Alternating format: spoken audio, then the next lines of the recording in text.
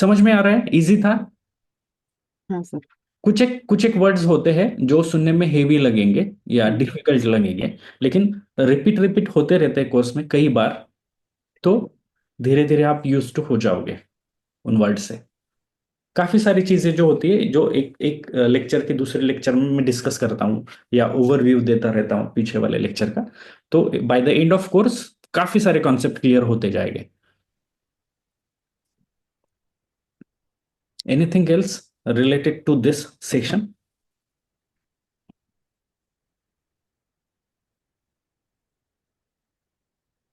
कुछ नया सीखा? कुछ नया समझ में आया? हाँ सर। जी जी, बोलिए साइले। सर हाँ। एक्चुअली सीखने के लिए तो बहुत अच्छा मिला कि जो मतलब एक मतलब हम लोग को लगते थे अरे ये तो सिंपल है, मतलब वो एक एक चीज एक्सरसाइज हम लोग करते हैं तो वो ध्यान से नहीं करते, मतलब पैर को भी वो कैसे करना है वो इसमें बहुत अच्छे से कि अभी जो करने के टाइम ध्यान से करेंगे, जो बाइसेप्स से मतलब ये सब चीजें जो है वो अभी तो क्लियर हो गई कि हम लोग करते वो परफेक्ट नहीं है, तो ये अभी करने के टाइम हम ध्यान दे सकते हैं, फोकसली कर जी सकते हैं। जी।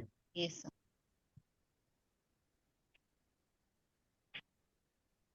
और सर आप बहुत ही अच्छे से बताते हैं, एकदम साइलेंसली हाँ कि सर। पूरा क्लियर हो जाता एक्चुअली है। किसी कोर्स में इतना कोई डीपली नहीं नहीं बताता। बताते हैं कि मसल्स कहाँ पर मीन्स प्रैक्टिकल नॉलेज नहीं देते हैं, ठीक है। राइट। दे देते हैं कि ये थियोरी में ये है, मसल्स यहाँ पर है, but what is working and what is applicable, मतलब वो प्रैक्टिस में आने के बाद क्या फायदा होना है ये सब पता चलता है। So we never knew कि flexion extension ये flexion and all the isometric movements and ये everything is so important for muscle development. It is very nice lecture. I'm like very happy. Concentric, eccentric, इससे क्या फायदा होना है? It's very ठीक। nice. एक एक कोर्स ना एक कम्युनिकेशन की तरह होता है ना। तो Yes, sir. कम्युनिकेशन दोनों तरफ से होता है। एक फीडबैक का लूप होता है ना। मैं बात कर रहा हूं, आप सुन रहे हो, तो सिर्फ उतना काफी नहीं है, आपने समझना भी जरूरी है। राइट। Yes, right. sir. और कई बार ना इसको प्राइस बेसिस भी हम कंसीडर करते हैं। कई बार हम शॉर्ट कोर्सेस लेते हैं रिकॉर्डेड सेशन के, तो वो वन वे कम्युनिकेशन होता है ना। आपको सवाल Yes. जब आता है तो यहाँ पे आप हैंड रेस करके वो डाउट क्लियर कर देते हो। रिकॉर्डेड सेशन में क्या होता है कि आप उसका जवाब नहीं पूछ सकते हो, या कुछ एक सवाल अनसुलझे रह जाते हैं, और ये अनसुलझे सवाल आपके प्रोफेशनल जो होता है ना, एक प्रोफेशनलिज्म होता है ना, उसमें किसी छेद की तरह होता है।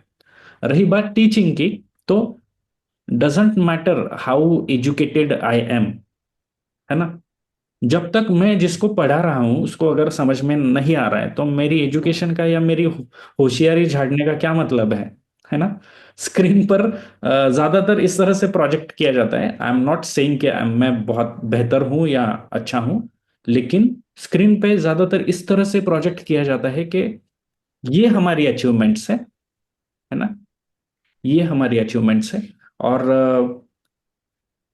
वो जिस तरह से प्रेजेंट किया जाता है वो इतना हेवी और इतना ज्यादा साइंटिफिक और डिफिकल्ट लैंग्वेज में होता है, तो उससे ये प्रोजेक्ट किया जाता है कि हमारा एक स्टैंडर्ड है या हमारा एक लेवल है। तो आप कौन से लेवल पे हो मैटर ही नहीं करता है अगर आपका स्टूडेंट सीख ही नहीं पा रहा है ना। तो यहाँ पे ये जो Actually, course sir, I have क्ला- done so many courses now. जी। तो कभी कभार तो बोल देते हैं गूगल कर दो। अरे इट इज वेरी बैड, मतलब गूगल कर दो, इट्स वेरी बैड कि हम लोग गूगल से पढ़ना है तो हम गूगल ही कोर्स ही करेंगे, क्यों ले कोर्स क्यों लेते लगाया है। हैं? जी जी जी। हाँ, कई चीजें ऐसी भी होती है कि जो मुझे नहीं पता होती है, तो उस सूरत में मैं हाँ कहता सर। हूँ कि आई विल फाइंड आउट। मैं रिसर्च करता हूँ, हाँ पढ़ लेता हूँ, और मैं जब समझूंगा या उस पे मेरा जब क्लैरिटी आ जाएगा तो मैं आपको समझा दूंगा। सर, तो सबको सब नहीं पता होता है, वी नहीं कैन होता, नहीं अंडरस्टैंड, होता, लेकिन नहीं होता। अगर हमने कोर्स लगाया है तो टीचर को एटलीस्ट वो आजू बाजू का तो पता होना ही चाहिए जी जी कि बाबा हाँ। और नहीं पता तो they will definitely take efforts to explain us जी कि हाँ अभी नहीं लेकिन मैं बाद में बताऊंगा, जी जरूर बताऊंगा। जी So they will research and tell us. फिर वो ये भी बोल सकते हैं, आप भी रिसर्च कीजिए, मैं भी रिसर्च करता हूँ, हम लोग कन्वर्सेशन करके ये टॉपिक और भी अच्छा एक्सप्लेन हो जाएगा, हम मतलब और भी ज्यादा इंफॉर्मेशन मिल सकती है हमें। सो अब लेकिन गूगल कर कर लो, ये बहुत बुरी बात है। तो या तो यहाँ फिर पे डांट देते हैं कि यहाँ पे तुमको पता नहीं है क्या। जी जी, ऐसे बोल देते हैं।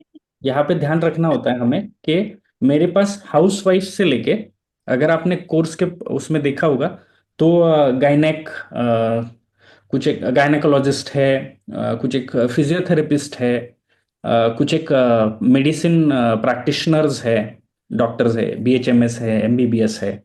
साथ ही में कोई ऐसा भी है जिसने 10th पढ़ा हुआ है, या एक एक एक स्टूडेंट है जो 8th पढ़ी हुई है, लेकिन थोड़ी पढ़ाकू टाइप की है, मतलब बाद में इंटरेस्ट बढ़ जाता है कुछ लोगों का, ये तो फिटनेस फील्ड में है। कुछ एक ऐसे भी लोग हैं जो वाईसीबी बोर्ड के एग्जामिनर है,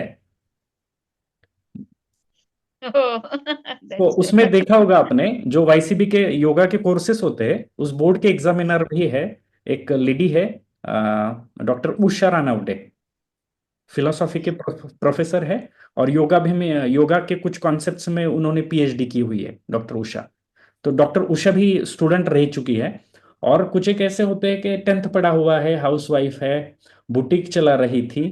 तो मेरी केस में मतलब टॉप और बॉटम दोनों कवर करना होता है। कई बार ऐसे हो भी यस। जाता है कि जो एडवांस सीखे हुए हैं उनके लिए थोड़ा सा बोरिंग हो जाता है, कि ये तो हमने पढ़ा है, बेसिकली एनाटॉमिकल पार्ट जो होता है उस केस में।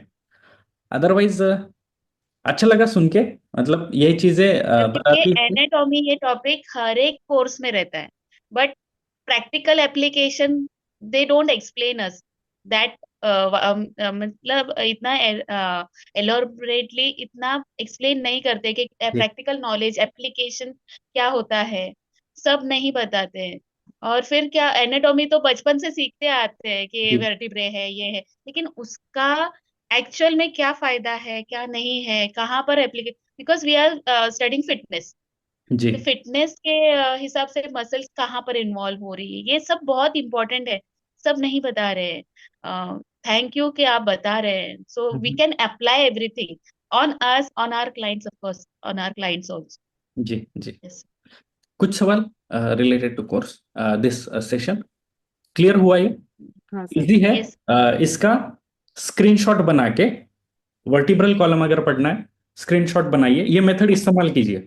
दिन में हम 50 या 100 बार मोबाइल स्क्रीन देखते हैं, तो नहीं नहीं, इसका नहीं स्क्रीनशॉट करना है, हाँ। आप गूगल करके इमेज डाउनलोड कर लीजिए। एक वर्टिब्रल कॉलम हो या मस्कुलर सिस्टम हो, किसी के भी, आपको उसमें से जो प्रिसाइज लगे वो इमेज आप कर लीजिए वहां से डाउनलोड, और उसको वॉलपेपर पे रख लीजिए। अब दिन भर में अगर आप 50 बार मोबाइल देख रहे हो, तो दिमाग में ये रखना है कि एक बार तो मैं इस पे नजर मारूंगी। अब मान लीजिए कि सेक्शन वाइज कर रहे हैं, तो आज अपर बॉडी पे नजर मारते रहूंगे, उसमें कौन से बड़े मसल्स है, मेजर मसल, माइनर मसल। तो सरफेस एनाटॉमी ही पढ़ना जरूरी होता है हमारे लिए, बड़े बड़े जो मसल्स होते हैं। और फिर बड़े हो जाएंगे तो क्यूरियोसिटी बढ़ जाती है, तो डीपर मसल को स्टडी करना शुरू कर दो।